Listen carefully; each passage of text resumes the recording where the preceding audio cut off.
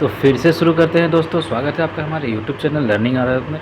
तो आपको पता है यहाँ तक 38 टॉपिक नंबर तक पढ़ चुके थे। हम लोगों को पढ़ना था 39। यहाँ से ऊपर हम लोग पढ़ चुके थे, है ना। 38 संविधान में संशोधन या उससे ऊपर जो भी था। तो पेज नंबर हम लोग को खोलना है 267 पॉलिटी हम लोग पढ़ते हैं लूसेंट का। देखते हैं 39 में क्या है। तो राष्ट्रीय विकास परिषद, ये राष्ट्रीय विकास परिषद क्या होता है दोस्तों? तो देखिएगा, कह रहा है योजना के निर्माण में, कोई भी योजना है उसके निर्माण में राज्यों की भागीदारी होना चाहिए, होना ही चाहिए, जाहिर सी बात है। इस विचार को स्वीकार करते हुए सरकार के एक प्रस्ताव के द्वारा 6 अगस्त 1952 ईस्वी को राष्ट्रीय विकास परिषद का गठन किया गया। मैंने इस विचार को स्वीकार करते हुए एक परिषद का गठन किया गया है, ठीक ना।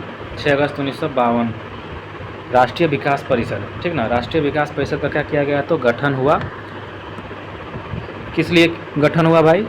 तो योजना के निर्माण में जो राज्यों की भागीदारी होनी चाहिए, इसलिए इसका गठन किया गया, इस विचार को स्वीकार करते हुए। अतः ये न तो संवैधानिक निकाय है और न ही सांविधिक निकाय है, बस गठन कर दिया गया बोलते बोलते। प्रधानमंत्री परिषद का अध्यक्ष होता है। प्रधानमंत्री इस परिषद का अध्यक्ष होता है। किस परिषद का अध्यक्ष होता है? तो राष्ट्रीय विकास परिषद का अध्यक्ष होता है प्रधानमंत्री। याद करना है ना, राष्ट्रीय विकास परिषद का भी अध्यक्ष होता है प्रधानमंत्री नरेंद्र मोदी। योजना आयोग का सचिव ही इसका सचिव होता है। योजना आयोग जो है, योजना आयोग का सचिव ही इसका सचिव होता है ना। जो भी योजना आयोग का सचिव है वही इसका भी सचिव होगा। और प्रधानमंत्री परिषद का क्या होंगे? अध्यक्ष होंगे।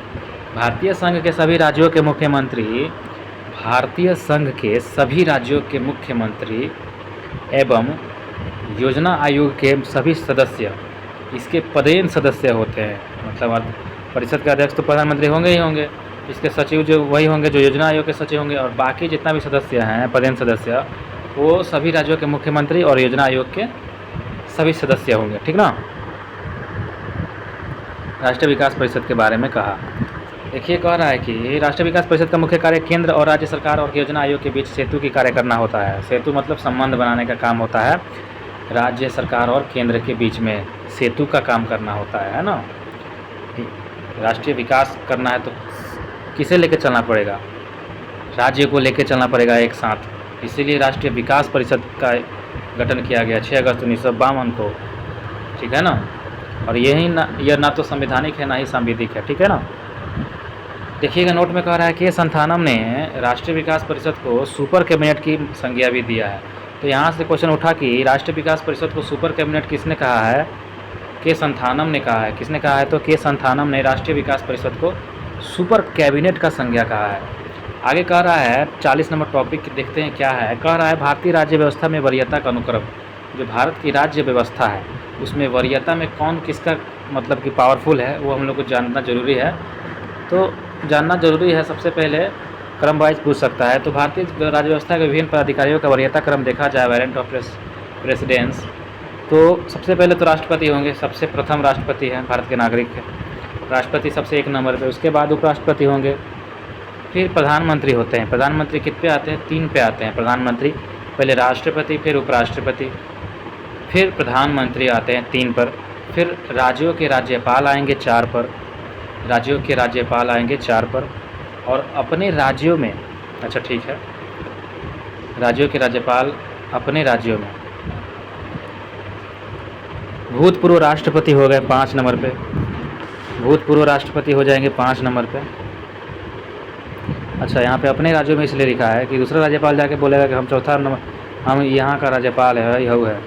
तो ऐसा नहीं ना है, वो अपने राज्य में ही चौथे नंबर पर गिने जाएंगे प्रधानमंत्री के बाद। फिर कौन आएंगे? तो भूतपूर्व राष्ट्रपति आएंगे 5वां नंबर पे। भूतपूर्व राष्ट्रपति को लाया जाएगा जो पहले राष्ट्रपति रह चुके हैं। फिर उप प्रधानमंत्री आएंगे।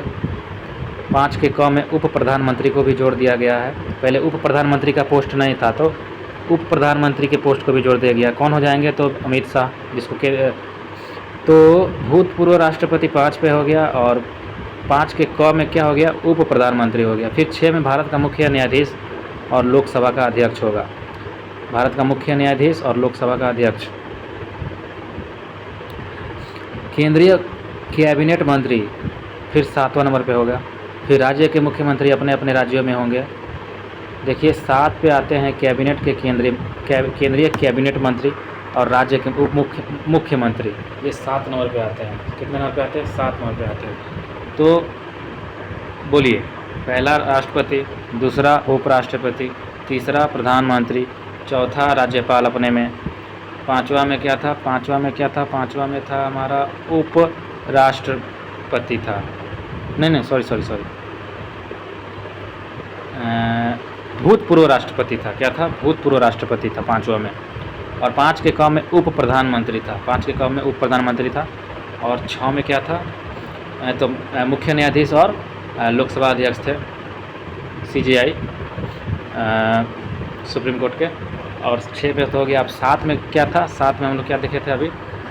तो मुख्यमंत्री देखे थे और क्या क्या देखे थे? 7 में कैबिनेट मंत्री देखे थे। हाँ, कैबिनेट मंत्री देखे थे, केंद्रीय कैबिनेट मंत्री और मुख्यमंत्री।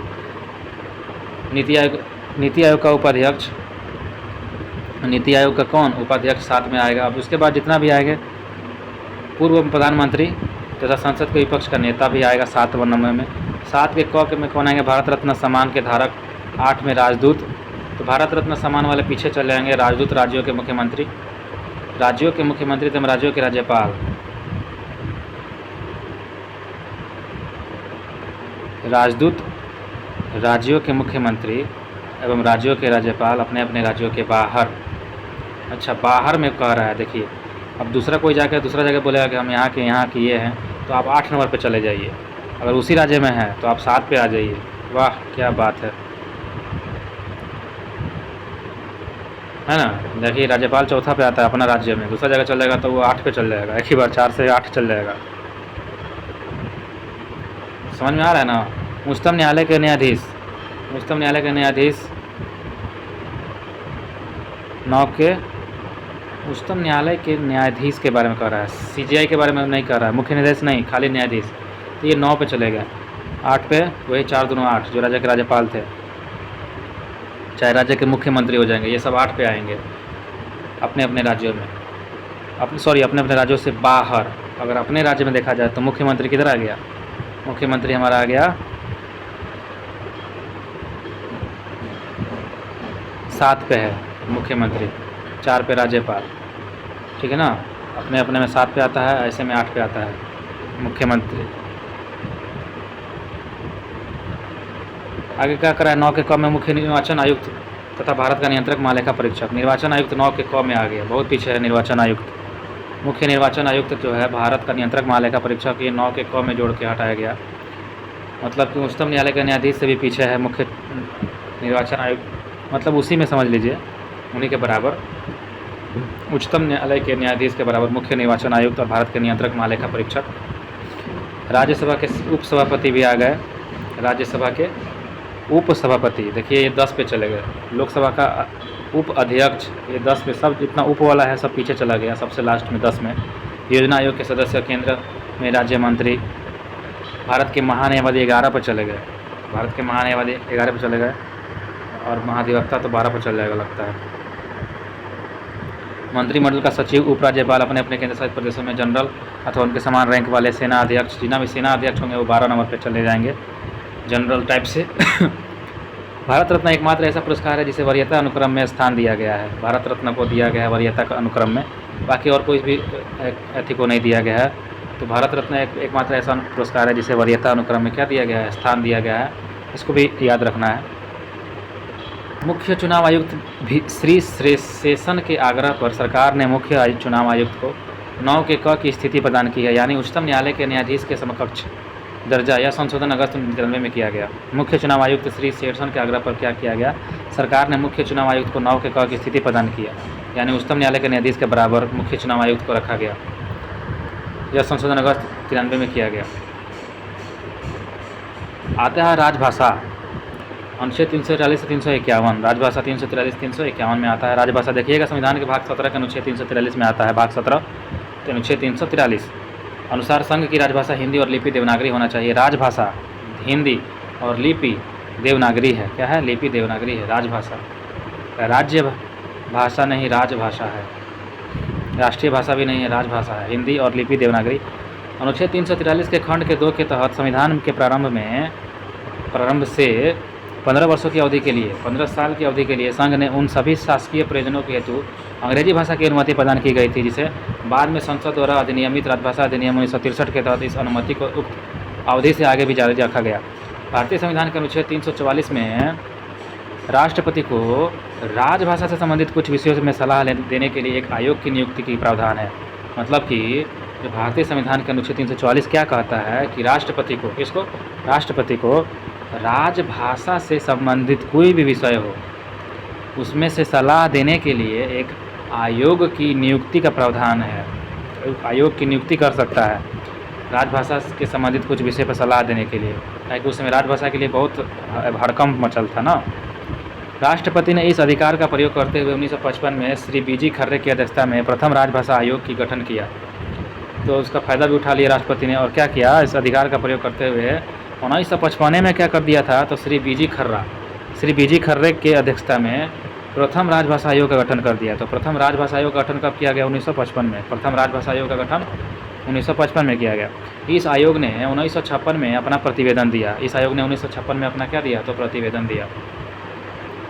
संविधान की 8वीं अनुसूची के अनुसार निम्नलिखित भाषाओं को, कौन सा अनुसूची, तो संविधान की 8वीं अनुसूची में भाषा है, 8वीं अनुसूची में निम्नलिखित भाषाओं को राजभाषा के रूप में मान्यता प्राप्त है, जो इस प्रकार है: असमिया, बंगला, गुजराती, हिंदी, कन्नड़, कश्मीरी, मलयालम, मराठी, उड़िया, पंजाबी, संस्कृत, सिंधी, तमिल, तेलुगु, उर्दू, कोंकणी, मणिपुर, नेपाली, मैथिली, संथाली, डोंगरी, बोडो, डोंगरी, मैथिली।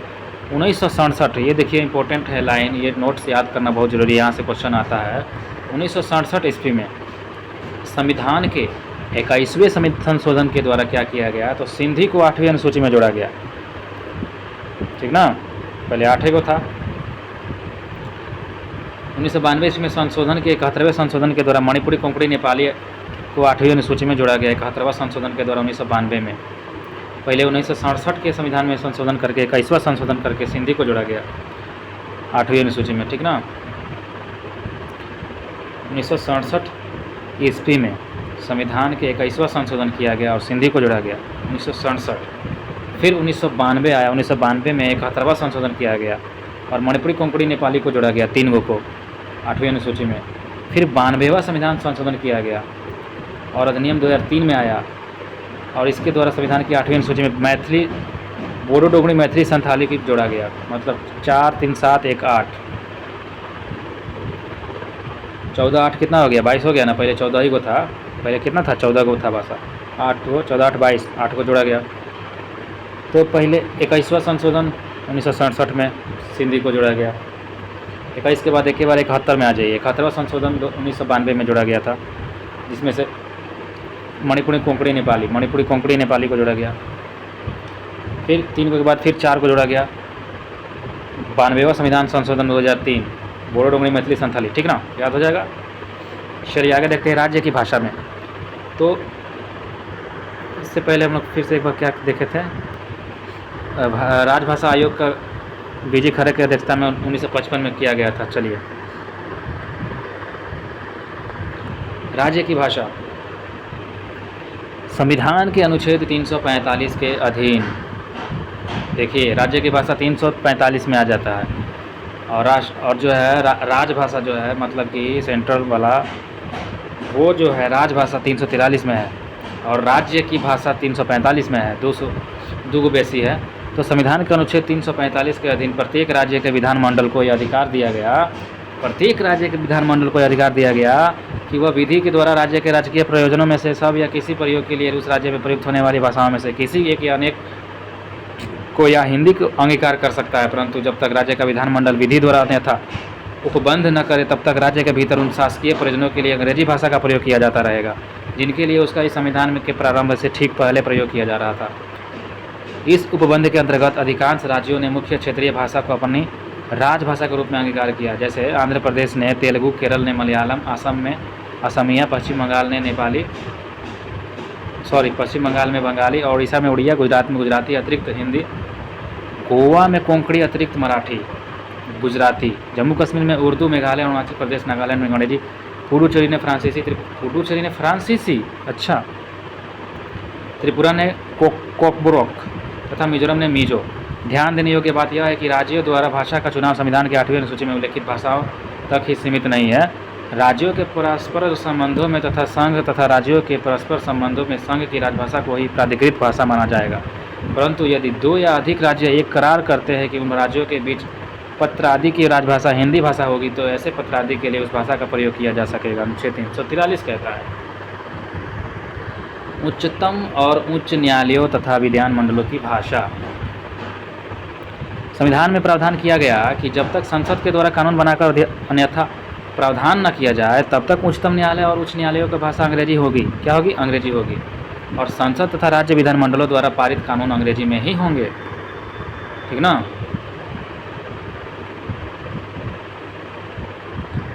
नोट में देखिए, कह रहा है संविधान के अधीन, मतलब संविधान के अंडर में किसी भाषा को राष्ट्रीय भाषा के रूप में नहीं अपनाया गया है। राष्ट्रीय भाषा के रूप में नहीं अपनाया गया, राजभाषा में है भले। इसके अधीन हिंदी को केवल राजभाषा के रूप में रखा गया है, ध्यान रखना है।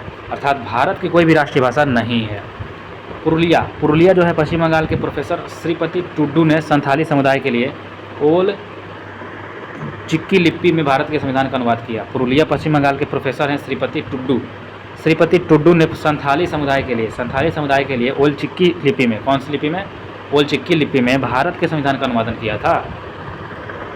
ठीक है ना? ओल चिक्की लिपि में पुरुलिया के पश्चिम बंगाल के थे प्रोफेसर श्रीपति टुड्डू ने संथाली समुदाय के लिए ओल चिक्की लिपि के भारत के संविधान का अनुवादन किया। आपात उपबंध, इमरजेंसी, जो कि बहुत इंपॉर्टेंट है, यहाँ से भी क्वेश्चन आते हैं। भारतीय संविधान में 3 प्रकार के आपातकाल की व्यवस्था की गई है। पहला है राष्ट्रीय आपात, दूसरा है राष्ट्रपति शासन, तीसरा है वित्तीय आपात। राष्ट्रीय आपात अनुच्छेद 352 में आता है। इसकी घोषणा निम्नलिखित में से किसी आधार पर राष्ट्रपति के द्वारा कर सकते हैं। युद्ध हो गया, बाह्य आक्रमण हो गया, सशस्त्र विद्रोह हो गया, तो राष्ट्रीय आपात लग सकता है 352। राष्ट्रपति शासन 356। देखिएगा, पहले यही पढ़ लेते हैं। राष्ट्रीय आपात की घोषणा राष्ट्रपति मंत्रिमंडल की लिखित सिफारिश पर करता है। राष्ट्रीय आपात की उद्घोषणा को न्यायालय में प्रश्नगत किया जा सकता है। राष्ट्रीय आपात है, उसके लिए उद्घोषणा करने के लिए न्यायालय में क्या हो सकता है? तो प्रश्न किया जा सकता है, क्यों किया गया, क्यों नहीं किया गया। ठीक है ना? 44वें संशोधन द्वारा अनुच्छेद 352 के अधीन उद्घोषणा संपूर्ण भारत में या उसके किसी भाग में की जा सकती है। 44वें संशोधन के द्वारा अनुच्छेद 352 के अधीन उद्घोषणा संपूर्ण भारत में या फिर उसके किसी भाग में एक जगह किया जा सकता है। ये 44वां संशोधन द्वारा अनुच्छेद 352 के अधीन ये उद्घोषणा है, पूरा भारत में या फिर कहीं एक जगह लगा सकता है।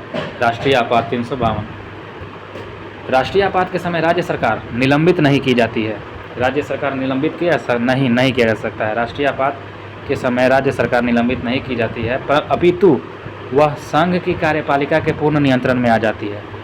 राज्य सरकार को तो निलंबित नहीं करेंगे, लेकिन वो उसका जो है कार्यपालिका जो है ना, पूरा नियंत्रण किस में आ जाएगा? भारत सरकार के संघ के पास। राष्ट्रपति के द्वारा की गई आपात की घोषणा 1 माह तक प्रवर्तन में रहती है। कितना माह तक? 1 महीना तक। और यदि इसे दौरान इस संसद के 2/3 बहुमत से अनुमोदित करवा लिया जाता है तो वह 6 माह तक प्रवर्तन में रहती है।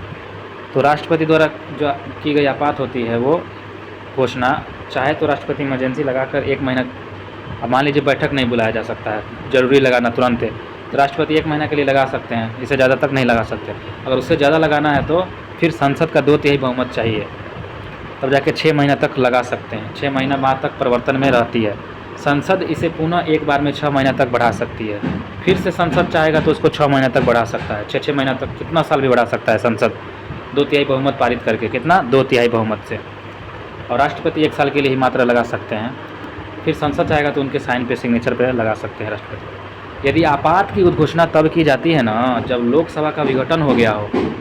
देखिए, लोकसभा का अगर विघटन भी हो गया तब भी हो सकता है आपात की उद्घोषणा, या फिर लोकसभा का विघटन 1 माह के अंतर्गत आपात उद्घोषणा का अनुमोदन किए बिना हो जाता है तो आपात उद्घोषणा लोकसभा की प्रथम बैठक की तारीख से 30 दिन के अंदर अनुमोदित होना चाहिए, अन्यथा 30 दिन के बाद यह प्रवर्तन में नहीं रहेगा। यदि लोकसभा साधारण बहुमत से आपात उद्घोषणा को वापस लेने का प्रस्ताव पारित कर देती है, यदि लोकसभा क्या करती है तो नॉर्मल बहुमत से 1/2 से बहुमत से इमरजेंसी उद्घोषणा को वापस लेने का प्रस्ताव पारित कर देती है, तो राष्ट्रपति को उद्घोषणा वापस लेनी पड़ती है। तो उद्घोषणा वापस लेने के लिए 1/2 चाहिए, लगाने के लिए 2/3 चाहिए। ठीक है ना? वापस लेने के लिए साधारण बहुमत, लगाने के लिए विशेष बहुमत। आपात उद्घोषणा पर विचार करने के लिए लोकसभा का विशेष अधिवेशन तब आहूत किया जा सकता है जब लोकसभा की कुल सदस्य संख्या 1/10 सदस्यों द्वारा लिखित सूचना लोकसभा अध्यक्ष को जब सत्र चल रहा हो या राष्ट्रपति को जब सत्र नहीं चल रहा हो तो दी जाती है। तो सत्र चल रहा है तो लोकसभा अध्यक्ष को दीजिए, सत्र नहीं चल रहा है तो राष्ट्रपति को दीजिए, है ना। और 1/10 मतलब 10 में एक हिस्सा सदस्यों का होना चाहिए, लिखित सूचना दिया जाना चाहिए लोकसभा के अध्यक्ष को या फिर राष्ट्रपति को जब सत्र नहीं चल रहा हो तो, ठीक ना। लोकसभा अध्यक्ष या राष्ट्रपति सूचना जो है प्राप्ति के 14 दिनों के अंदर लोकसभा का विशेष अधिवेशन आहूत करते हैं। लोकसभा अध्यक्ष या फिर राष्ट्रपति सूचना प्राप्ति हो गया मान के चलिए तो उसके 14 दिन के अंदर ही क्या करेंगे, तो लोकसभा का विशेष अधिवेशन आहूत करेंगे। लोकसभा के कौन सा अधिवेशन, तो स्पेशल अधिवेशन आहूत करेंगे, बुलाया जाएगा। इमरजेंसी उद्घोषणा का प्रभाव, आपातकाल की उद्घोषणा के प्रभाव क्या है। देखिए, जब कभी संविधान के अनुच्छेद 352 के अंतर्गत आपातकाल की उद्घोषणा होती है ना तो इसके ये प्रभाव होते हैं। क्या क्या प्रभाव होते हैं देखिए। पहला नंबर, राज्य की कार्यपालिका शक्ति जो होती है संघीय कार्यपालिका के अधीन हो जाती है, ठीक ना। राज्य वाला किसका हो जाएगा, संघ में चल जाएगा भारत में। संसद की विधायी शक्ति राज्य सूची से संबंध विषयों, संसद की जो विधायी शक्ति होती है, विधायी शक्ति राज्य सूची से संबंध विषयों तक विस्तृत हो जाती है, फैल जाती है संसद वाला विधायी शक्ति। अर्थात संसद को राज्य सूची में वर्णित विषयों पर कानून बनाने का अधिकार प्राप्त हो जाता है। अतः केंद्र तथा राज्यों के मध्य विधायी शक्तियों के सामान्य वितरण का निलंबन हो जाता है। अतः केंद्र तथा राज्यों के बीच में क्या होता है, विधायी शक्तियों के सामान्य वितरण का निलंबन हो जाता है। विधायी शक्तियों का सामान्य वितरण का निलंबन हो जाता है। यद्यपि राज्य विधायिका निलंबित नहीं होती है। संक्षेप में संविधान संघीय की जगह एकात्मक हो जाता है, ठीक ना। संसद के द्वारा आपातकाल में राज्य के विषयों पर बनाए गए कानून आपातकाल को समाप्ति के बाद 6 माह तक प्रभावी रहता है। संसद अगर कानून बना दिया है इमरजेंसी के समय राज्य के विषयों पर तो वो इमरजेंसी के बाद तक 6 महीना तक प्रभाव रहेगा। कितना महीना तक, 6 महीना तक प्रभाव में रहेगा, उसके बाद खत्म हो जाएगा। जब राष्ट्रीय आपातकाल की उद्घोषणा लागू हो, ठीक है ना, तब राष्ट्रपति केंद्र तथा राज्यों के मध्य करों के संवैधानिक वितरण को संशोधित कर सकते हैं। कौन कर सकते हैं, राष्ट्रपति केंद्र और राज्यों के बीच में मध्य कर जो टैक्स है उसके संवैधानिक वितरण को वो संशोधित कर सकते हैं राष्ट्रपति, जब राष्ट्रीय आपात लगा हो तब। इसका तात्पर्य यह है कि राष्ट्रपति केंद्र से राज्यों को दिए जाने वाले धन जो है, वित्त जो है, उसको कम अथवा समाप्त भी कर सकता है। ऐसे संशोधन उस वित्त वर्ष की समाप्ति तक जारी रहते हैं जिसमें आपातकाल समाप्त होता है। ऐसा संशोधन उस वित्त वर्ष की समाप्ति तक जारी रहता है जिसमें आपातकाल ये समाप्त होता है। राष्ट्रीय आपातकाल की स्थिति में लोकसभा का जो कार्यकाल है इसके सामान्य कार्यकाल 5 वर्ष से आगे संसद के द्वारा विधि बनाकर एक समय में 1 वर्ष के लिए बढ़ा सकते हैं। फिर कितने भी समय तक बढ़ाया जा सकता है, 1-1 साल तक बढ़ाया जा सकता है। किसका कार्यकाल, तो लोकसभा का कार्यकाल, ठीक ना, 1-1 साल तक। और 6-6 महीने तक इमरजेंसी लगा सकते हैं राष्ट्रीय आपात, 1 साल तक राष्ट्रपति लगा सकता है, तो सॉरी 1 महीना तक राष्ट्रपति लगा सकता है राष्ट्रीय आपात तुरंत, और फिर 6-6 महीना तक संसद में पारित करके बढ़ा सकते हैं। और लेकिन आपातकाल के समय लोकसभा का कार्यकाल 5 वर्ष से बढ़ा के 1-1 साल तक कितना भी बढ़ा सकते हैं विधि बनाकर, संसद द्वारा विधि बनाकर। किंतु यह विस्तार जो है ना आपातकाल की समाप्ति के बाद 6 माह से ज़्यादा नहीं हो सकता है। आपातकाल ख़त्म हो गया ना तो 6 माह से ज़्यादा तक ये नहीं रहता है ये विस्तार। उदाहरण के लिए देखिए 5वीं लोकसभा जो था 1971 से 77 जब चल रहा था तो इस कार्यकाल 2 बार एक समय में 1 वर्ष के लिए बढ़ाया गया था, 2 बार 1-1 साल करके एक समय में 1 वर्ष के लिए बढ़ाया गया। अच्छा, 2 बार बढ़ाया गया, यह कार्यकाल 2 बार एक समय में 1 वर्ष के लिए बढ़ाया गया था, ठीक है ना। तो 71 से कितना होना चाहिए था, 76 होना चाहिए था, हो गया 77, तो ये वाला बढ़ाया गया था, ठीक ना। 5वीं लोकसभा 1971 से 77 वाला को बढ़ाया गया था 1 साल के लिए, याद रहेगा ना। आगे देखते हैं अनुच्छेद 358 से 359 जो है राष्ट्रीय आपात में, अनुच्छेद 358 एवं 359 राष्ट्रीय आपातकाल में मूल अधिकार पर प्रभाव का वर्णन करता है। अनुच्छेद 358 और 359 क्या करता है, जब राष्ट्रीय आपातकाल लगता है उस समय जो मूल अधिकार है, मूल अधिकार पर प्रभाव का वर्णन करता है, मूल अधिकार पर ये प्रभाव डालता है 358 और 359। तो ये दोनों को याद रखना जरूरी है, 358 और 359। अनुच्छेद 358 अनुच्छेद 19 के द्वारा दिए गए मूल अधिकारों के निलंबन से संबंधित है। जो अनुच्छेद 19 में जो निलंबन है, मतलब कि जो भी मूल अधिकार है ना, उसको काटता है कौन? 358। कब? जब राष्ट्रीय आपात लगे तब। जबकि अनुच्छेद 359 जो है अन्य मूल अधिकारों के निलंबन में, जैसे कि अनुच्छेद 20 और 21 के द्वारा प्रदत्त अधिकारों को छोड़कर से संबंधित है। 20-21 को तो कोई हटा ही नहीं सकता, कोई माई का लाल। तो 358 जो है अनुच्छेद 19 को हटाता है जब राष्ट्रीय आपात लगता है तो, और 359 जो है बाकी के अधिकार को हटा देता है। 359 जो है बाकी के अधिकार को, तो ये दोनों आर्टिकल को याद रखना है। जब राष्ट्रीय आपात लगता है तो ये मूल अधिकार ख़त्म कर दिए जाते हैं। किस आर्टिकल के थ्रू ख़त्म किया जाता है? तो 358 और 359 के थ्रू ख़त्म कर दिया जाता है। लेकिन 20-21 को ख़त्म कर सकते हैं? नहीं कर सकते, किसी भी हालत में नहीं कर सकते हैं। प्राण और दैहिक स्वतंत्रता है ना। अनुच्छेद 358 के अनुसार जब राष्ट्रीय आपात की उद्घोषणा की जाती है तब अनुच्छेद 19 द्वारा प्रदत्त 6 मूल अधिकार स्वतः निलंबित हो जाते हैं।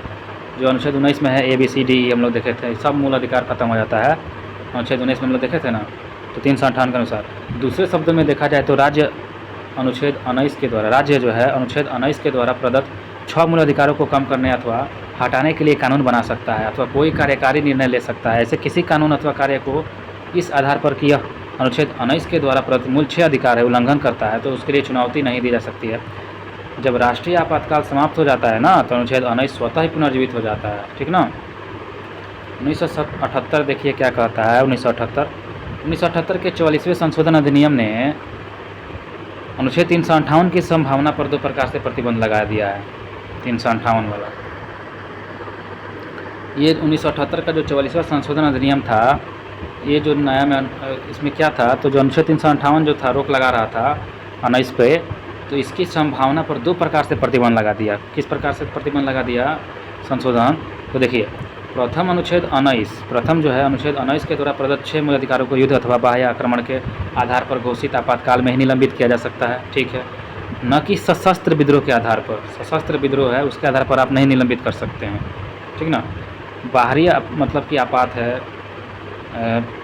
बाह्य आक्रमण है, युद्ध हो गया, उस समय आप इसको रोक लगा सकते हैं, लेकिन सशस्त्र विद्रोह के समय आप इस पर रोक लगा नहीं सकते हैं, ठीक ना। 358 का है, कहिएगा कि 358 है, चलिए हटिए, तो ये ऐसा नहीं होगा। कब नहीं होगा? जब सशस्त्र विद्रोह लगा रहेगा तब। तो ये एक्सेप्शन में है, इसीलिए 1978 के 44वें संशोधन करके इसको बनाया गया, सशस्त्र विद्रोह पर रोक लगा दिया गया, ठीक ना। सशस्त्र विद्रोह अगर रहेगा, सशस्त्र विद्रोह मतलब खुद में जो अंदर विद्रोह रहेगा, भारत के अंदर सशस्त्र विद्रोह जो पब्लिक विद्रोह करता है उसका विद्रोह रहेगा, तब ये ऐसा नहीं है कि आप राष्ट्रीय आपात लगा देंगे और बोलेंगे कि सब भागो नहीं तो सबको गोली मार दिया जाएगा, ऐसा नहीं होगा ना। तो ये 1978 के 44वें संशोधन अधिनियम के द्वारा किया गया, अनुच्छेद 358 को खारिज कर दिया गया। दूसरे में देखा जाए, केवल उन विधियों को जो आपातकाल से संबंधित है चुनौती नहीं दी जा सकती है, तथा ऐसे विधियों के अंतर्गत किए गए कार्यकारी निर्णयों को भी चुनौती नहीं दे सकती है। तो थोड़ा छूट दिया गया, नहीं तो उसका मिसयूज होने लगता, राष्ट्रीय आपात लगा देता, लगाने के बाद सशस्त्र विद्रोह के बारे में उसको तब भी क्या होता कि लोग को दिक्कत कर दिया जाता, लेकिन अब नहीं किया जाएगा। 1978 के 44वां संशोधन अधिनियम लाया गया है। इसलिए देखिएगा अन्य मूल अधिकारों का निलंबन क्या होता है। अन्य मूल अधिकार हम लोग देखे थे, 359 भी आ रहा था जो मूल अधिकारों को रोक लगा रहा था, बाकी के जितना था।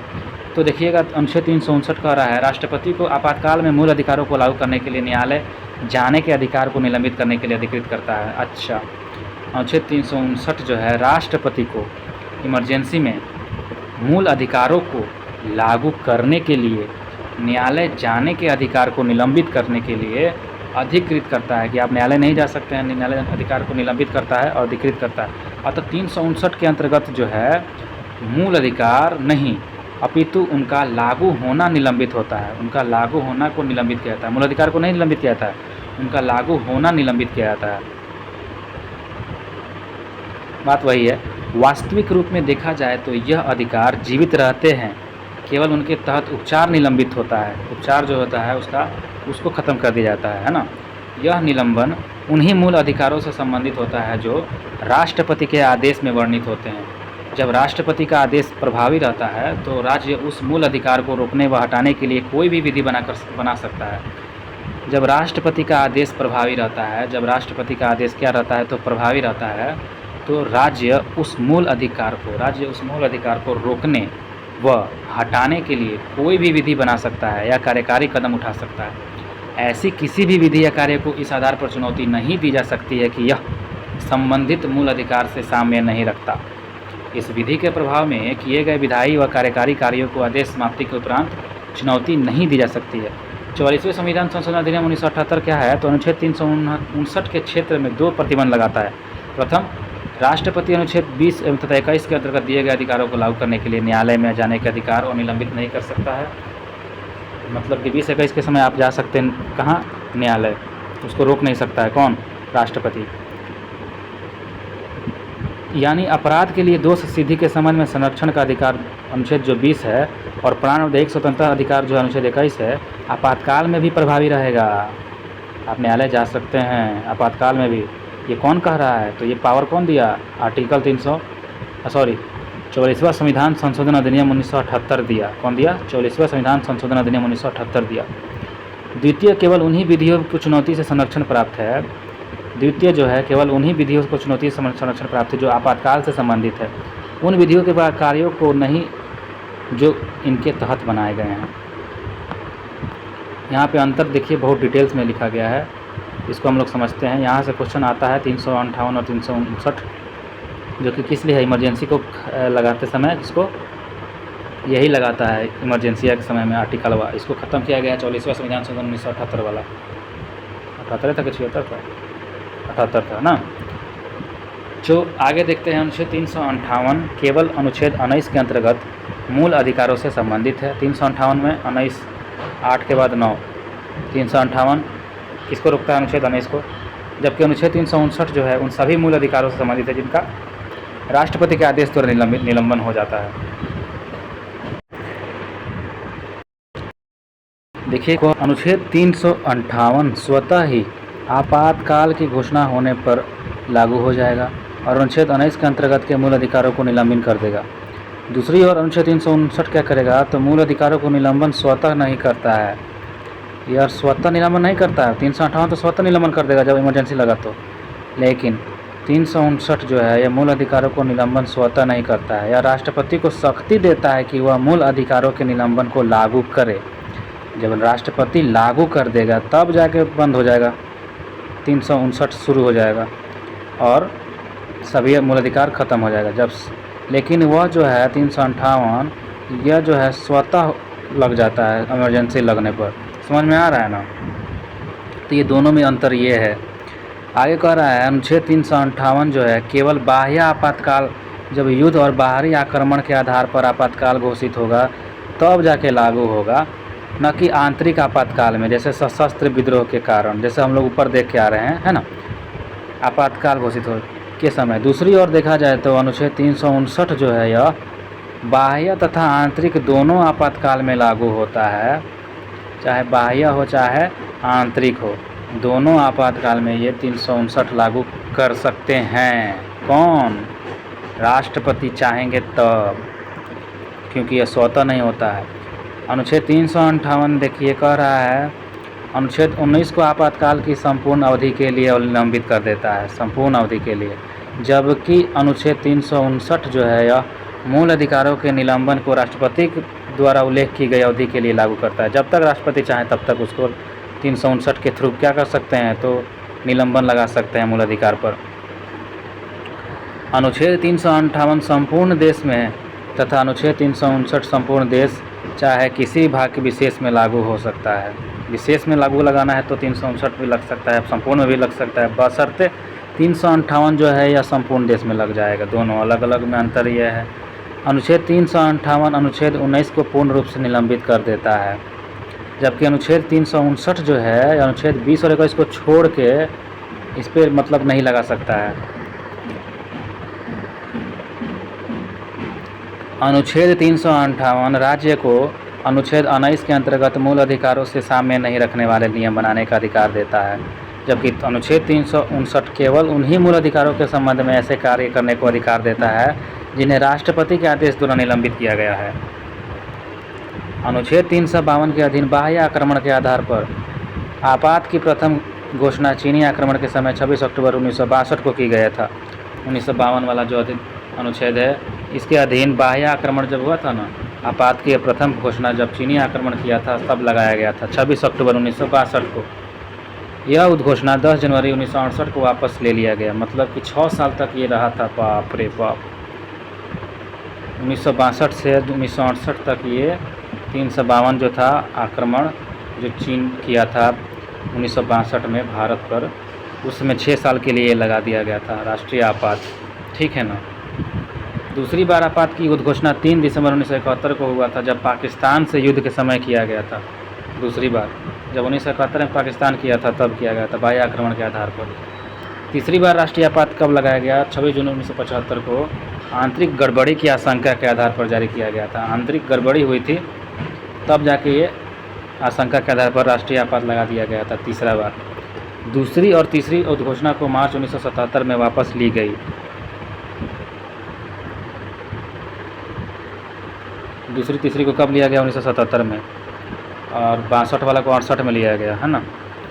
अब चलिए, तो ख़त्म हो गया राष्ट्रीय आपात 352। अब आता है राष्ट्रपति शासन। 5 पे किसका शासन? 6 का। 356 अनुच्छेद 356 राष्ट्रपति शासन। अनुच्छेद 356 के अधीन पहले राष्ट्रीय आपात होता है, फिर राष्ट्रपति शासन होता है, फिर द्वितीय आपात होता है। तो 52, 56, 60। अनुच्छेद 356 के अधीन राष्ट्रपति किसी राज्य में यह समाधान हो जाने पर कि राज्य संवैधानिक तंत्र विफल हो गया राज्य में, तब जाके चाहे अथवा राज्य संघ की कार्यपालिका के किन्हीं निर्देशों का अनुपालन करने से असमर्थ रहता है, तब जाके आपात स्थिति की उद्घोषणा कर सकता है। राज्य में आपात की घोषणा के बाद, राज्य में अगर इमरजेंसी लग गया, राज्य आपात घोषणा के बाद संघ न्यायिक कार्य छोड़कर राज्य प्रशासन के कार्य अपने हाथ में ले लेता है। संघ जो होता है वो न्यायिक कार्य छोड़ देता है और राज्य प्रशासन का कार्य अपने हाथ में ले लेता है संघ। राज्य में आपात उद्घोषणा की अवधि 2 महीना होती है। राज्य में आपात उद्घोषणा की अवधि कितना महीना होती है? तो 2 महीना होती है। इससे अधिक के लिए अगर लाना है तो संसद से अनुमति लेना पड़ेगा, तब यह 6 माह के लिए बढ़ा सकते हैं। अधिकतम 3 वर्ष तक यह राज्य के प्रवर्तन में रह सकती है। इसमें अधिक के लिए संविधान में संशोधन करना पड़ता है। सर्वप्रथम 20 जुलाई 1951 को पंजाब राज्य में अनुच्छेद 356 लगाया गया था। सबसे पहले कहाँ पे? पंजाब में राष्ट्रपति शासन लगाया गया 356। कहाँ पर? पंजाब में 1951 ईस्वी में। भार्गव मंत्रिमंडल के पतन का कारण था भार्गव मंत्रिमंडल के पतन। वहाँ का जो मंत्रिमंडल था उसका पतन हो गया था, इसीलिए तुरंत लगाया गया राष्ट्रपति शासन कि कोई विद्रोह ना हो जाए, सशस्त्र विद्रोह, है ना, शायद। चलिए आगे देखते हैं नोट में क्या कह रहा है। सबसे अधिक समय तक अनुच्छेद 356 का प्रयोग न है ना, वो जम्मू कश्मीर राज्य में रहा है। 1990 से 1996 6 साल तक सबसे ज़्यादा प्रयोग। किसका प्रयोग? तो राष्ट्रपति शासन का 356 का, ठीक ना।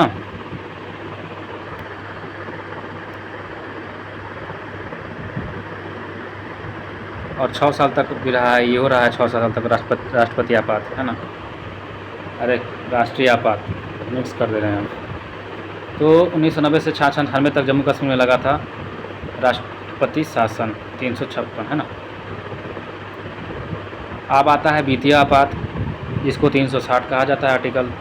अनुच्छेद 360 के तहत वित्तीय आपात की उद्घोषणा राष्ट्रपति द्वारा तब की जाती है जब उसे विश्वास हो जाए कि ऐसी स्थिति विद्यमान है जिसके कारण भारत के वित्तीय स्थायित्व या साख को खतरा है, पैसा का पे खतरा हो जाएगा, तब जाके वित्तीय आपात लगाया जाएगा। वित्तीय स्थायित्व या साख को क्या है? खतरा है।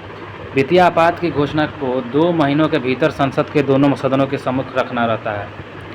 वित्तीय आपात की घोषणा जब हो जाएगा, वित्तीय आपात की घोषणा को 2 महीने के भीतर संसद के दोनों सदन में रखना पड़ेगा तथा उनकी स्वीकृति प्राप्त करना आवश्यक रहता है। वित्तीय आपात की घोषणा उस समय की जाती है ना जब लोकसभा विघटित हो, लोकसभा टूटा हो, तो 2 महीने के भीतर राज्यसभा की स्वीकृति मिलने के उपरांत वो आगे भी लागू रहेगी। राज्यसभा भी चाहेगा तो उसको आगे बढ़ा सकता है अगर लोकसभा टूटा हो तो।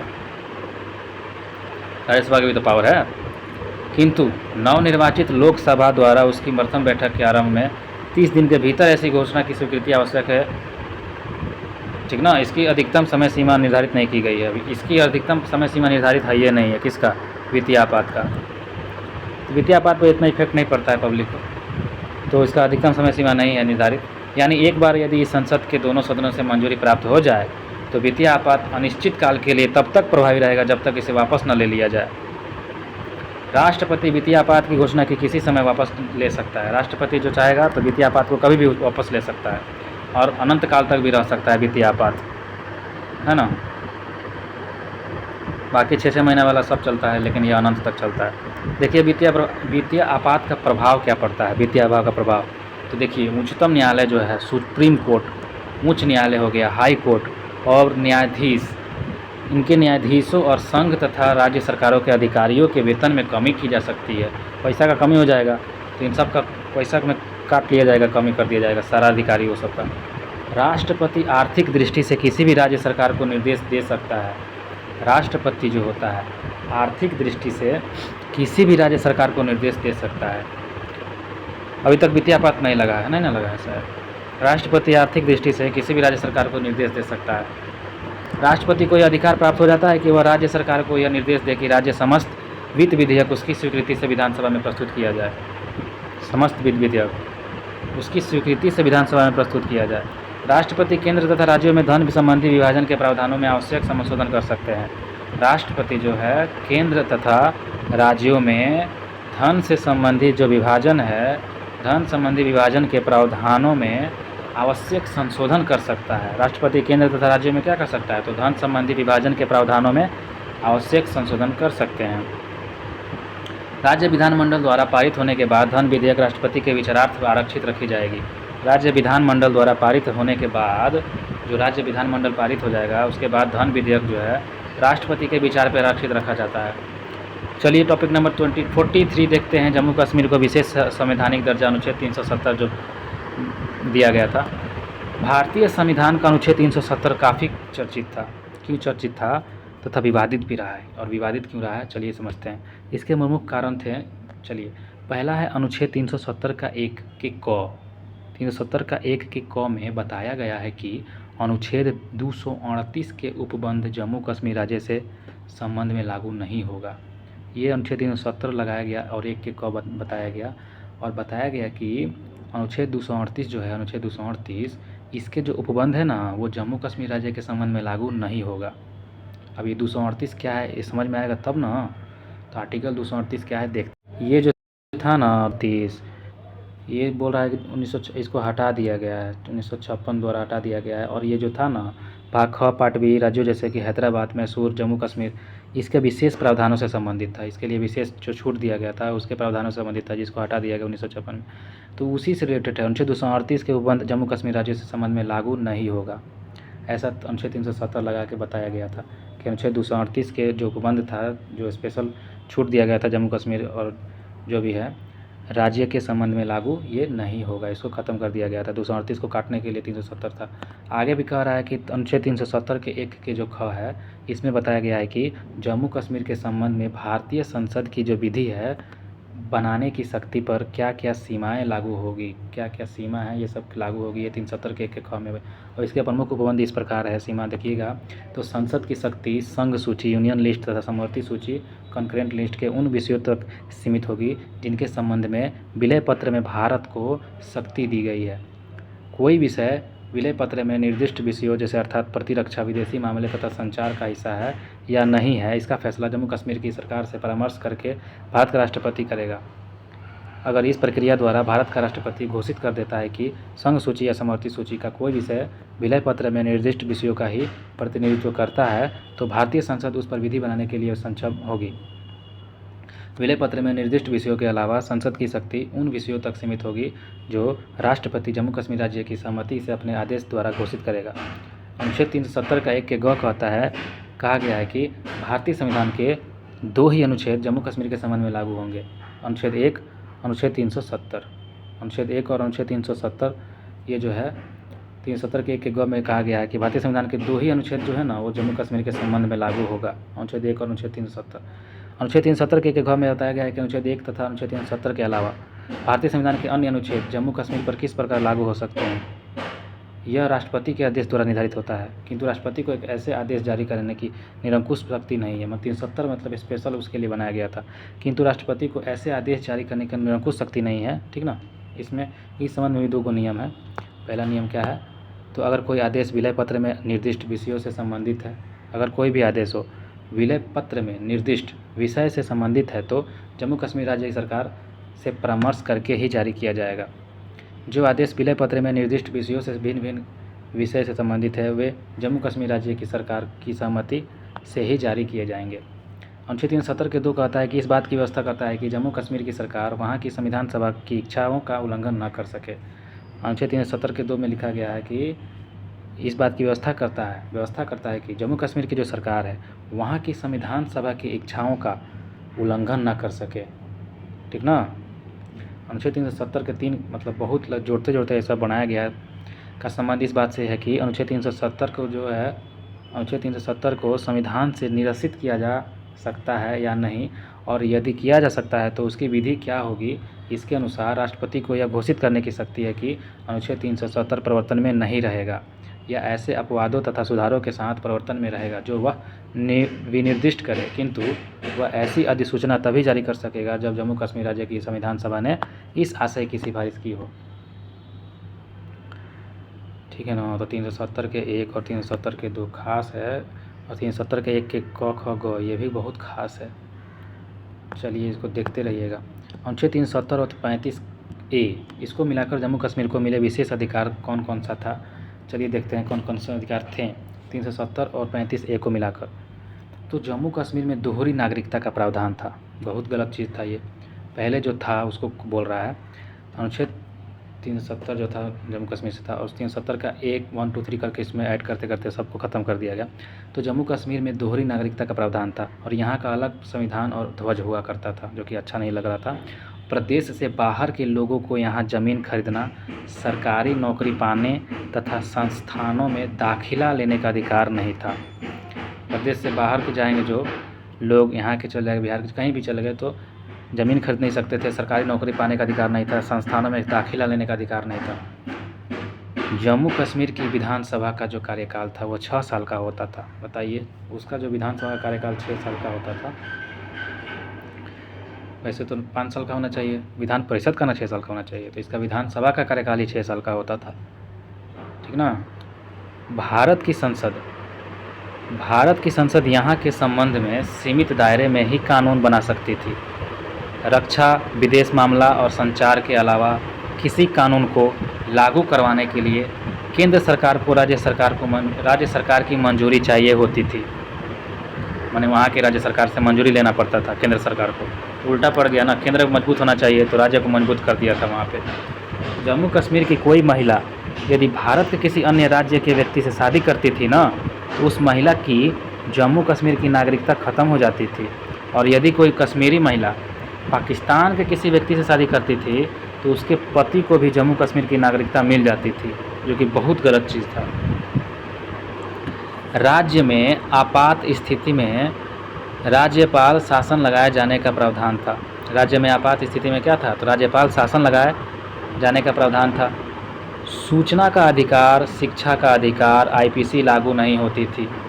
यहाँ रणवीर दंड संहिता लागू थी। यहाँ पे कौन सा दंड संहिता लागू था, रणवीर दंड संहिता। वाह, यह कौन सा दंड संहिता है जी, रणवीर दंड संहिता। रणवीर कपूर वाला दंड संहिता है क्या। बाहरी राज्यों का व्यक्ति न मतदान कर सकता था और न ही चुनाव में उम्मीदवार बन सकता था। सुप्रीम कोर्ट के फैसले मान्य नहीं होते थे। सुप्रीम कोर्ट का फैसला ही मान्य नहीं हो रहा है, बताइए, उसका अलग ही एगो चल रहा है। जम्मू कश्मीर राज्य पुनर्गठन अधिनियम 2019 राज्यसभा ने 5 अगस्त को एवं लोकसभा ने 6 अगस्त 2019 को जम्मू कश्मीर राज्य पुनर्गठन अधिनियम की स्वीकृति दी। इसके अनुसार जम्मू कश्मीर के अब 2 हिस्से होंगे, एक जम्मू कश्मीर जिसकी राजधानी श्रीनगर होगा तथा दूसरा लद्दाख बनाया गया जिसकी राजधानी लेह होगा, ठीक ना। तो पहले सब जम्मू कश्मीर में आता था। इसके अनुसार जम्मू कश्मीर के अब 2 हिस्से होंगे, एक जम्मू कश्मीर, दूसरा लद्दाख। लद्दाख को अलग कर दिया गया और लद्दाख की राजधानी लेह कर दिया गया और जम्मू कश्मीर के श्रीनगर कर दिया गया राजधानी। जम्मू कश्मीर को अनुच्छेद 239 के 1 के तहत पुडुचेरी के समान विधानसभा के साथ संघ राज्य क्षेत्र बनाया गया। जम्मू कश्मीर को अनुच्छेद 239 ए के तहत क्या किया गया, तो पुडुचेरी के समान, पुडुचेरी के बराबर ही विधानसभा के साथ संघ राज्य क्षेत्र बनाया गया। पुडुचेरी के समान ही क्या किया गया, तो संघ राज्य क्षेत्र बनाया गया, मतलब केंद्र शासित प्रदेश बनाया गया जम्मू कश्मीर को, जैसे पुडुचेरी था वैसे। लद्दाख को विधानसभा के बिना संघ राज्य क्षेत्र बनाया गया, उसको बिना विधानसभा का ही क्या कर दिया गया, तो केंद्र शासित प्रदेश बनाया गया। लेकिन जम्मू कश्मीर में क्या है, विधानसभा वाला केंद्र शासित प्रदेश है। लद्दाख में ऐसा न है, ठीक ना। जम्मू कश्मीर और लद्दाख के प्रथम उपराज्यपाल क्रमशः GS मुर्मू एवं RK माथुर हैं। जम्मू कश्मीर और लद्दाख के प्रथम उपराज्यपाल कौन है, क्रमशः GS मुर्मू एवं RK माथुर। जम्मू कश्मीर की जो राज्यसभा में, जम्मू कश्मीर की राज्यसभा में 4 सीटें, लोकसभा में 5 सीटें और विधानसभा में 114 सीटें होंगी। तो जम्मू कश्मीर की राज्यसभा में 4 सीटें, लोकसभा में 5 सीटें और विधानसभा में 114 सीटें होंगी। विधानसभा में उपराज्यपाल 2 महिला सदस्यों का मनोनयन भी कर सकता है। विधानसभा में उपराज्यपाल क्या कर सकता है, तो 2 महिला सदस्यों का मनोनयन भी कर सकता है उपराज्यपाल, जो जाएगा प्रशासक। जम्मू कश्मीर की राज्यसभा की 4 सीटें, लोकसभा के 5 सीटें और विधानसभा में 114 सीटें होंगी। जम्मू कश्मीर में राज्यसभा के 4 सीट है, लोकसभा में 5 सीट है, विधानसभा में 114 सीट है उसका, और 2 महिला भी हो सकता है, राज्य उपराज्यपाल रख सकता है। अनुसूचित जाति, अनुसूचित जनजाति के लोगों को लोकसभा एवं विधानसभा सीटों के निर्वाचन में आरक्षण मिलेगा। पहले अनुसूचित जनजाति के लोगों को नहीं मिलता था। दोहरी नागरिकता, अलग संविधान और अलग ध्वज, इसका प्रावधान खत्म हो जाएगा। तिरंगा और राष्ट्रीय प्रतीकों का अपमान अब अपराध माना जाएगा।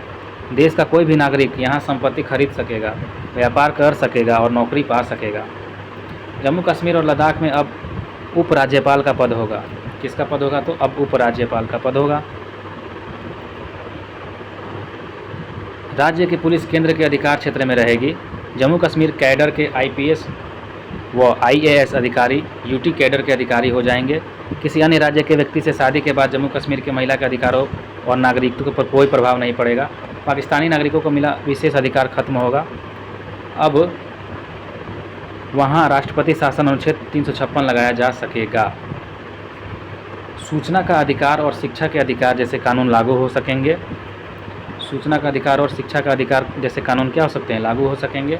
भारतीय दंड संहिता भी प्रभावी होगा। जो पहले क्या था, रणवीर दंड संहिता था, अब भारतीय दंड संहिता लागू होगा। नए कानून और कानून में होने वाले संशोधन खुद ब खुद जम्मू कश्मीर में भी लागू हो जाएंगे। भारत का कोई भी नागरिक जम्मू कश्मीर का मतदाता और चुनावों में उम्मीदवार बन सकेगा। भारत का कोई भी नागरिक जम्मू कश्मीर का मतदाता और चुनाव में भी उम्मीदवार का बन सकेगा। सर्वोच्च न्यायालय द्वारा किए गए फैसले अब मान्य हो गए।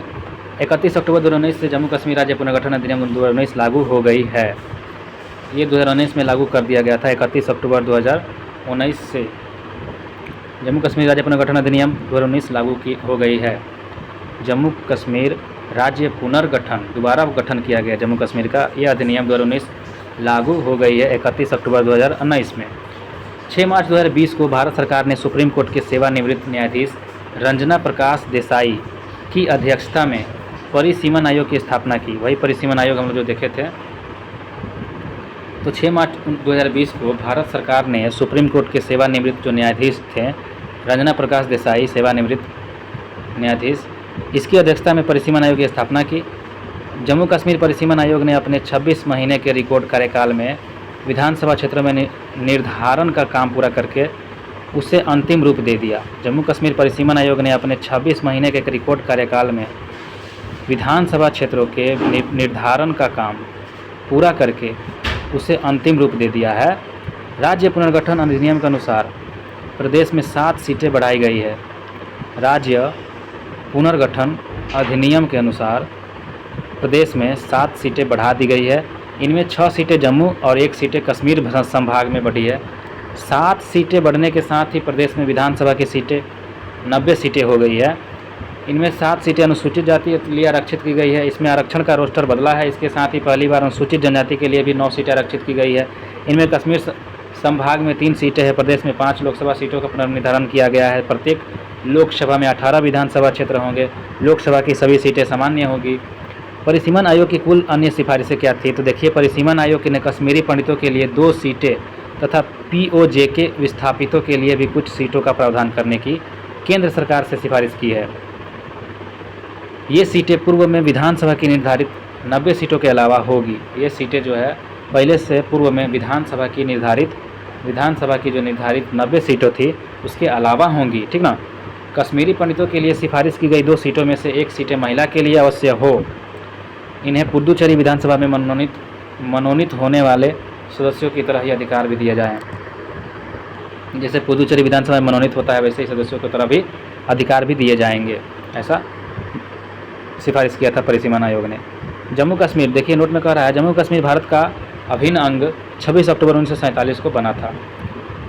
जम्मू कश्मीर भारत का अभिन्न अंग कब बना था? 26 अक्टूबर 1947। 26 अक्टूबर 1947 को बना था। 26 अक्टूबर 1947 को बना था। ये इम्पोर्टेंट है। किधर गया इम्पोर्टेंट? हाँ, 26 अक्टूबर 1947 को जम्मू कश्मीर भारत का अभिन्न अंग बना था। अब हम लोग को देखना है भारत के राष्ट्रीय चिन्ह। भारत के राष्ट्रीय चिन्ह क्या है? ठीक है, तो ये सब बहुत आसान है, पढ़ने में मज़ा भी आएगा। चलिए देखते हैं। तो भारत के राष्ट्रीय चिन्ह में देखते हैं राष्ट्रीय प्रतीक ने स्तंभ के शीर्ष भाग की अनुकृति है। क्या है ये? सिंह स्तंभ के जो शेर है उसके शीर्ष भाग की अनुकृति है और इसके शीर्ष पर 4 गो शेर है जो एक दूसरे की ओर पीठ किए हुआ है। इसके नीचे घंटे के आकार के पद्म के ऊपर चित्र वल्लरी में एक हाथी। इसके नीचे जो है घंटे के आकार का पद्म के ऊपर चित्र वल्लरी में एक हाथी, चौकरी भरता हुआ एक घोड़ा और एक सांड तथा एक सिंह की उभरी हुई आकृति है और इनके बीच बीच में चक्र बने हुए हैं। एक ही पत्थर को काट कर बनाए गए इस सिंह स्तंभ के ऊपर धर्म चक्र रखा हुआ है।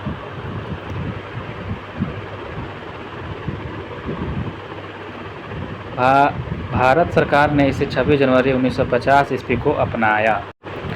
भारत सरकार ने इसे 26 जनवरी 1950 को क्या किया था? तो अपना लिया था, जब संविधान अपनाया गया। प्रतीक के नीचे मुंडकोपनिषद में लिखा सूत्र सत्यमेव जयते जो देवनागरी लिपि में लिखा हुआ अंकित है। क्या है? अंकित है, मार्क्ड है। प्रतीक के नीचे मुंडकोपनिषद में लिखा गया सत्यमेव जयते देवनागरी लिपि में अंकित है। शासकीय कार्यों में प्रयोग में लाए जाने वाले राष्ट्रीय प्रतीक अलग अलग रंग के होते हैं। नीला होता है राष्ट्रीय प्रतीक भारत के मंत्रियों के द्वारा, नीला राष्ट्रीय प्रतीक भारत के मंत्रियों द्वारा। लाल राष्ट्रीय प्रतीक राज्यसभा के सदस्यों व अधिकारियों द्वारा, लाल राज्यसभा। और हरा जो होता है वो राष्ट्रीय प्रतीक लोकसभा के सदस्यों द्वारा उपयोग में लाया जाता है। हरा जो होता है वो राष्ट्रीय प्रतीक लोकसभा के सदस्यों। आप देखते हैं चटाई अंदर का जो मैट रहता है लोकसभा में वो कैसा रहता है? हरा रहता है। और राज्यसभा में कैसा रहता है? तो लाल रहता है।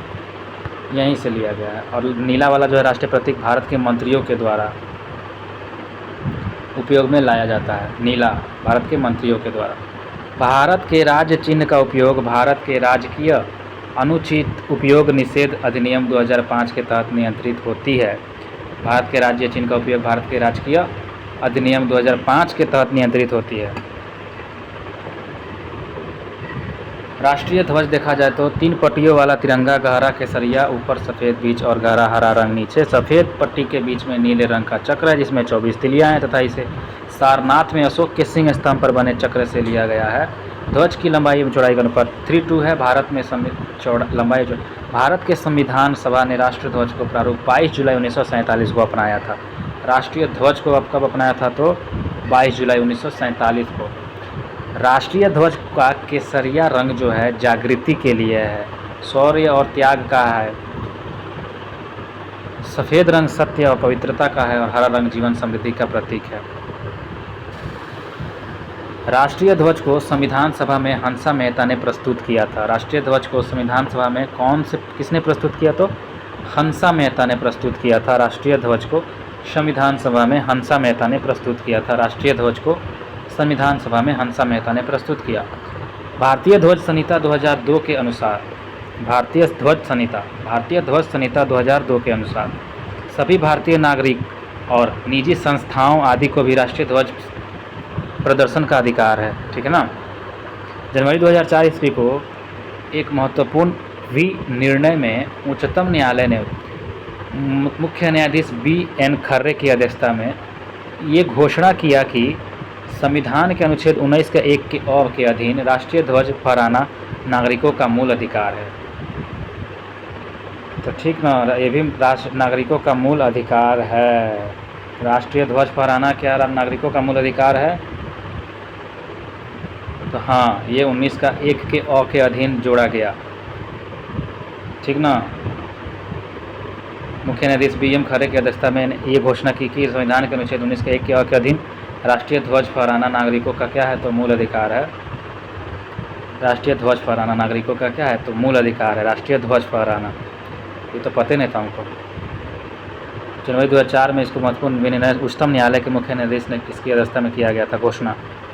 राष्ट्रीय ध्वज को राष्ट्रीय शोक के समय झुका दिया जाता है। राष्ट्रीय ध्वज को राष्ट्रीय का जो शोक रहेगा उस समय झुका दिया जाता है। राष्ट्रपति, प्रधानमंत्री, उपराष्ट्रपति के निधन हो जाने पर संपूर्ण देश में राष्ट्रीय ध्वज को 12 दिनों तक झुका दिया जाता है। राष्ट्रपति मर गया है, प्रधानमंत्री मर गया है, चाहे उपराष्ट्रपति मर गया है, उसके निधन हो जाने पर संपूर्ण देश में राष्ट्रीय ध्वज को 12 दिन तक झुका दिया जाता है। कितना दिन तक? 12 दिन तक। 13वां दिन 13वां करके फिर शुरू कर दिया जाता है। पूर्व राष्ट्रपति, पूर्व प्रधानमंत्री या फिर पूर्व उपराष्ट्रपति के निधन हो जाने पर 7 दिन के लिए राष्ट्रीय ध्वज को झुका दिया जाता है। मतलब इसमें कम दुख होता है, इसलिए 7 दिन के लिए राष्ट्रीय ध्वज को झुकाया जाता है। पूर्व राष्ट्रपति, पूर्व प्रधानमंत्री या फिर पूर्व उपराष्ट्रपति, ठीक है ना। तो 12-7 याद रहेगा ना। जीवित वाला मतलब जो चल रहा है 12, जो पूर्व हो गए 7। प्रसिद्ध झंडा गीत झंडा ऊंचा रहे हमारा की रचना श्यामलाल प्रसाद गुप्ता ने किया था। प्रसिद्ध झंडा गीत है झंडा ऊंचा रहे हमारा। इसकी जो रचना है श्यामलाल प्रसाद गुप्ता ने किया था। श्यामलाल प्रसाद गुप्ता ने किया था। भारत के राष्ट्रीय ध्वज की पहली बार प्रदर्शन 14 अगस्त 1947 ईस्वी को मध्य रात्रि में किया गया। भारत के जो राष्ट्रीय ध्वज है इसकी पहली बार जो प्रदर्शन किया गया था वो 14 अगस्त को 1947 ईस्वी में मध्य रात्रि में किया गया था। और 15 अगस्त जैसे आया हम लोग आज़ाद हो गए। राष्ट्रगान, नेशनल एंथम जो है रविंद्रनाथ ठाकुर या फिर टैगोर के द्वारा मूल रूप से बांग्ला में रचित जनगण मन के हिंदी संस्करण को संविधान सभा ने 24 जनवरी 1950 ईस्वी को भारत का राष्ट्रगान स्वीकार किया। रविंद्रनाथ ठाकुर द्वारा मूल रूप से बांग्ला में रचित जनगण मन के हिंदी संस्करण को संविधान सभा ने 24 जनवरी 1950 को भारत का राष्ट्रगान स्वीकार किया। इसके गायन का समय 52 सेकेंड है तथा संक्षिप्त अवधि 20 सेकेंड है। संक्षिप्त में गाया जाए तो 20 सेकेंड में ख़त्म हो जाएगा, जिसमें इसकी प्रथम और अंतिम पंक्तियाँ गाई जाती है 20 सेकेंड में। यह सर्वप्रथम 27 दिसंबर 1911 ईस्वी को भारतीय कांग्रेस के कोलकाता अधिवेशन अध्यक्ष पंडित विशन नारायण दत्त में सरला देवी रविन्द्रनाथ टैगोर की भांजी के द्वारा गाया गया। इसे यह सबसे पहले 27 दिसंबर 1911 को भारतीय कांग्रेस के जो कोलकाता अधिवेशन हुआ था, अध्यक्ष थे पंडित विशन नारायण दत्त, में सरला देवी, रविन्द्रनाथ टैगोर की जो भांजी है सरला देवी, उन्हीं के द्वारा गाया गया था। जनगण मन तो रविन्द्रनाथ टैगोर लिखा गया था, उन्हीं की भांजी ने सरला देवी ने यह गाना गाया था सबसे पहले 1911 में भारतीय कांग्रेस की कोलकाता अधिवेशन में, ठीक ना। अध्यक्ष थे उस समय पंडित विशन नारायण दत्त। इसे रविन्द्रनाथ ठाकुर ने 1912 ईस्वी में तत्वबोधिनी में भारत भाग्य विधाता शीर्षक से प्रकाशित किया था। इसे ही रविन्द्रनाथ ठाकुर ने क्या किया था, आगे एक साल के बाद 1912 ईस्वी में तत्वबोधिनी में भारत भाग्य विधाता शीर्षक से प्रकाशित किया था इसी गाना को, तथा 1919 ईस्वी में मॉर्निंग सॉन्ग ऑफ इंडिया के नाम से अंग्रेजी अनुवाद भी किया, मॉर्निंग सॉन्ग ऑफ इंडिया जनगण मन को। राष्ट्रगान के वर्तमान संगीतमय इस धुन को बनाने का श्रेय जो है कैप्टन राम सिंह ठाकुर को जाता है। जो राष्ट्रगान का जो वर्तमान व संगीतमय धुन जनगण मन, तो ये जो धुन है, ये धुन को बनाने का श्रेय कैप्टन राम सिंह ठाकुर को जाता है। किसे जाता है? राम सिंह ठाकुर को जाता है। कैप्टन राम सिंह ठाकुर को ये धुन बनाए थे। राष्ट्रगीत देखा जाए नेशनल सॉन्ग तो बंकिम चंद्र चटर्जी के उपन्यास आनंद मठ में उन्हीं के द्वारा रचित वंदे मातरम को राष्ट्रगीत के रूप में, इसको भी 24 जनवरी 1950 को ही स्वीकार किया गया, वंदे मातरम से लिया गया। और बंकिम चंद्र चटर्जी के उपन्यास था, बंकिम चंद्र चटर्जी के उपन्यास आनंद मठ आनंद मठ क्या है? तो एक उपन्यास है। यहाँ से भी क्वेश्चन उठा सकता है, आनंद मठ क्या है? आनंद मठ एक उपन्यास है, बंकिम चंद्र चटर्जी का उपन्यास है आनंद मठ। उन्हीं के द्वारा रचित जो वंदे मातरम को राष्ट्रगीत के रूप में 24 जनवरी 1950 को स्वीकार किया गया। राष्ट्रगीत के रूप में 24 जनवरी 1950 को स्वीकार किया गया। इसे सबसे पहले 1896 ईस्वी में भारतीय राष्ट्रीय कांग्रेस के अधिवेशन अध्यक्ष रहमतुल्लाह सयानी में गाया गया था। रहमतुल्लाह सयानी अध्यक्ष थे, उसी समय गाया गया था 1896 में। इस गीत को गाने का समय 1 मिनट और 5 सेकेंड है। 1 मिनट और 5 सेकेंड, 1 मिनट 5 सेकेंड है राष्ट्रगीत जो है वंदे मातरम। इसको गाने का समय कितना समय लगता है? तो 1 मिनट 5 सेकेंड, ठीक ना। किसी भी व्यक्ति को राष्ट्रगीत गाने के लिए बाध्य नहीं किया जा सकता है। नोट कर रहा है, भारतीय संसद के अधिवेशन का प्रारंभ जन गण मन से और समापन वंदे मातरम के गायन से होना चाहिए। भारतीय जो संसद है उसका अधिवेशन जो होता है ना, शुरुआत जन गण मन से किया जाता है और समापन वंदे मातरम से किया जाता है। राष्ट्रीय कैलेंडर देखिए, राष्ट्रीय कैलेंडर ग्रेगोरियन कैलेंडर के साथ देश भर के लिए शक संवत पर आधारित राष्ट्रीय पंचांग को और सरकारी प्रयोग के लिए 22 मार्च 1957 ईस्वी को अपनाया। तो यहाँ से भी क्वेश्चन बन सकता है कि राष्ट्रीय कैलेंडर को कब अपनाया गया? तो 22 मार्च 1957 ईस्वी को अपनाया गया राष्ट्रीय कैलेंडर को, जो शक संवत पर आधारित है। राष्ट्रीय पंचांग को सरकारी प्रयोग के लिए 22 मार्च 1957 ईस्वी को अपनाया गया। शक संवत पर आधारित है, शक संवत पर आधारित है राष्ट्रीय कैलेंडर। इसे 1962 में गठित मेघनाथ साहा की अध्यक्षता वाली संवत सुधार समिति की अनुशंसा पर अपनाया गया। इसे 1952 में जो गठित हुआ था ना, मेघनाथ साहा की अध्यक्षता वाली संवत सुधार समिति की अनुशंसा पर इसका अपनाया गया था। इसका पहला महीना चैत्र है, या सामान्य वर्ष में 22 मार्च को एवं लीप वर्ष में 21 मार्च को प्रारंभ होता है। सामान्य वर्ष 22 मार्च, लीप वर्ष 21 मार्च। पहला महीना चैत्र होता है। अच्छा,